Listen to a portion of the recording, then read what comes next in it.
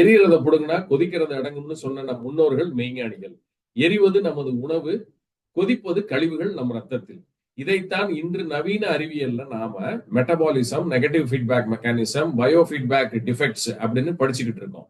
சர்க்கரை, புரதம், கொழுப்பு உடலில் சீர்கேடாக எரிந்து நோயை உருவாக்கும் வேளையில் அதை தவிர்ப்பதையே எரிகிறத புடுங்கிறதுன்னு நம் முன்னோர்கள் சொன்னாங்க. நாம் உண்ணும் உணவில் சர்க்கரை அதிகமானால் கணைய பாதிப்பு முதல் கேன்சர் வரை, புரதம் அதிகமானால் சிறுநீரக பாதிப்புகள், கொழுப்பு அதிகமானால் கல்லீரல், மண்ணீரல் பாதிப்புகள், இவை மூன்றும் அதிகமானால் இருதய பாதிப்பு.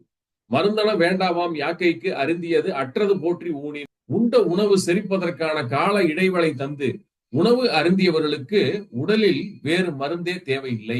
மாதம் 2 முறை முழுமையாக பட்டினியும், நோய்கள் வந்துவிட்டால் 3 நாள் பத்தியமும் இருந்து நல்ல ஆரோக்கிய நிலைகளில் என்றென்றும் வாழ்ந்திட வாழ்த்துக்களை தெரிவித்துக் கொண்டு மீண்டும் ஒரு நல்ல பதிவில் சந்திக்கின்றேன். நன்றி, வணக்கம்.